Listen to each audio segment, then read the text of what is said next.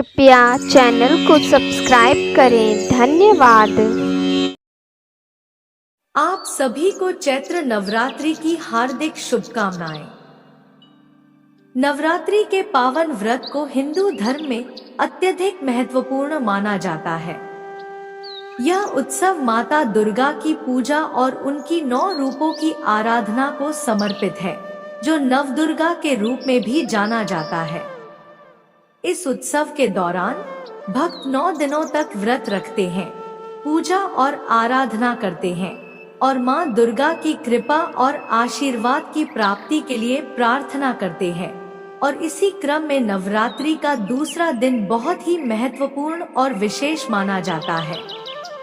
नवरात्रि का दूसरा दिन देवी ब्रह्मचारिणी को समर्पित होता है। मां दुर्गा की नवशक्ति का दूसरा स्वरूप माता ब्रह्मचारिणी का है। ब्रह्म का अर्थ है तपस्या और चारिणी का अर्थ है आचरण करने वाली, अर्थात माता ब्रह्मचारिणी का अर्थ हुआ माता का वह शक्ति स्वरूप जो तप का आचरण करने वाली है। इनके दाहिने हाथ में जाप की माला एवं बाएं हाथ में कमंडल रहता है। मां दुर्गा का यह स्वरूप भक्तों और सिद्धों को अनंत फल देने वाला है। माता ब्रह्मचारिणी तपस्या और वैराग्य की देवी है। इनकी उपासना से तप, त्याग, वैराग्य, सदाचार और संयम की वृद्धि होती है। देवी का यह रूप पूर्ण ज्योतिर्मय और अत्यंत भव्य है। तो चलिए माता रानी के चरण कमलों का ध्यान करते हुए सुनते हैं नवरात्रि के दूसरे दिन माता ब्रह्मचारिणी की बहुत ही सुंदर कथा। प्रिय भक्तों, एक समय की बात है। एक ब्राह्मण राजा के घर में एक बहुत ही सुंदर कन्या के रूप में माता पार्वती ने जन्म लिया। इस कन्या के मुख पर इतना अधिक तेज था मानो कि आकाश गंगा के सभी तारों को एक साथ प्रज्वलित कर दिया गया हो। इस कन्या की मुस्कान कमल के पुष्प से भी कोमल थी और नयन ऐसे कि मानो लोक परलोक की सभी देवियों की सारी ममता उनमें समाई हो। जब वो कन्या बोलने और बात करने योग्य हो गई, तो वो अपना पूरा समय शिव जी की भक्ति में व्यतीत करने लगी। और अति बाल अवस्था में जब वह भगवान शिव को प्राप्त करने के लिए तपस्या में वो कई दिनों तक बिना भोजन और पानी के उपवास रखने लगी और घोर तपस्या में खुद को लीन रखने लगी। अपनी कन्या की यह दशा देखकर उनकी माता को बहुत चिंता होने लगी। उस कन्या को इतनी छोटी अवस्था में इतना घोर तप करते हुए देखकर उनकी माता को यह ज्ञात हो गया कि यह कोई सामान्य बालिका नहीं है। पर उनकी बाल्य अवस्था को देखते हुए माता ने उन्हें तपस्या करने से रोका और उमा कहकर संबोधित किया। उमा में का अर्थ है और माँ का अर्थ माता है, अर्थात है माता, मैं आपकी शक्तियों को पहचान चुकी हूँ, पर मैं आपको इस बाल्य अवस्था में इतना घोर तप नहीं करने दे सकती। आप जब यौवन अवस्था में प्रवेश करें, तब आप शिव जी को प्राप्त करने के यह तप करना। और तभी से उस कन्या का नाम उमा पड़ गया। इस प्रकार उमा ने बचपन से ही भगवान शिव की तपस्या की और उन्हें पाने का व्रत रखा। जब उमा बड़ी हो गई, तो उन्होंने अपने पिता को भगवान शिव के प्रति उनके ध्यान और प्रेम को अवगत कराया। शिव जी के प्रति उमा का निस्वार्थ और अनंत प्रेम देखकर पिता ने उन्हें घोर तपस्या की अनुमति दी और उनकी शादी भगवान शिव से कराने का वचन दिया।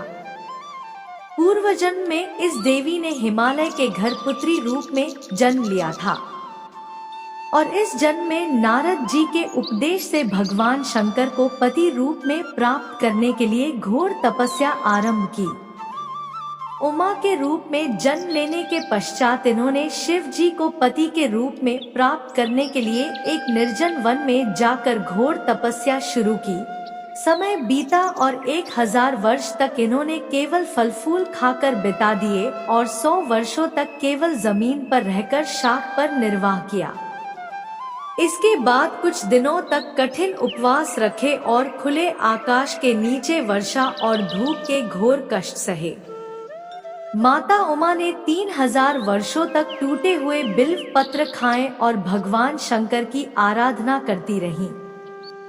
इसके बाद जब और अधिक समय बीता तो समय के साथ ही उन्हें सूखे बेल पत्र खाना भी छोड़ दिए और कई हजार वर्षों तक निर्जल और निराहार रहकर तपस्या करती रहीं।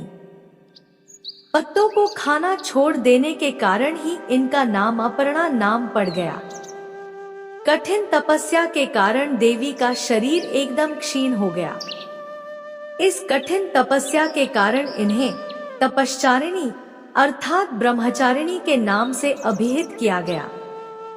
जब पूरे ब्रह्मांड में यह बात फैली कि धरती लोक पर एक कन्या शिव जी को पति के रूप में प्राप्त करने के लिए कई वर्षों से निर्जल और निराहार घोर तप कर रही है, तो सभी देवता, ऋषि, सिद्धगण, मुनि आदि ने मां ब्रह्मचारिणी की तपस्या को अभूतपूर्व पुण्य कृत्य बताया, माता के तप की सराहना की और कहा, है देवी, आज तक किसी ने किसी को पति रूप में प्राप्त करने के लिए इस तरह की कठोर तपस्या नहीं की।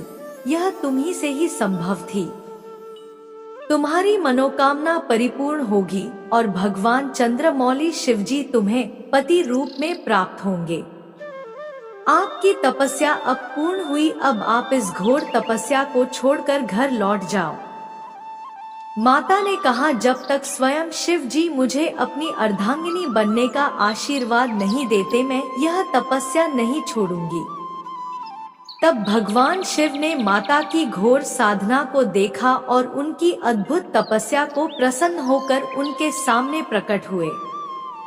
भगवान शिव ने कहा, है उमा, मैं तुम्हारी घोर तपस्या से प्रसन्न हूँ, और उनसे पूछा कि वह किसकी पत्नी बनना चाहती है। माता उमा ने उत्तर दिया कि वह केवल भगवान शिव की पत्नी बनना चाहती है। वो शंकर जी को पति के रूप में पाने के लिए तप कर रही है। इस पर भगवान शिव ने उनका विवाह प्रस्ताव स्वीकार किया और उनको अपनी पत्नी बनने का भरपूर आशीर्वाद प्रदान किया। तपस्या पूरी होने पर जल्द ही उनके पिता उन्हें लेने के लिए जंगल में पहुंचे और जब माता को यह संतुष्टि हुई कि उनकी शिव जी को पाने की तपस्या सफल हुई, तो वो अपने पिता के घर लौट कर आ गई। इस प्रकार भगवान शिव और माता उमा यानी कि माता पार्वती का विवाह मां ब्रह्मचारिणी के रूप में संपन्न हुआ। इस देवी की कथा का सार यह है कि जीवन के कठिन संघर्षों में भी मन विचलित नहीं होना चाहिए। मां ब्रह्मचारिणी देवी की कृपा से सर्व सिद्धि प्राप्त होती है। तो बोलिए भक्तों, माता ब्रह्मचारिणी की जय, माता रानी की जय। अगर आपको हमारी वीडियो अच्छी लगी हो तो वीडियो को लाइक करें और माता रानी के पूरे 9 दिनों को कहानियों को सुनने के लिए चैनल को सब्सक्राइब करना बिल्कुल न भूले। धन्यवाद।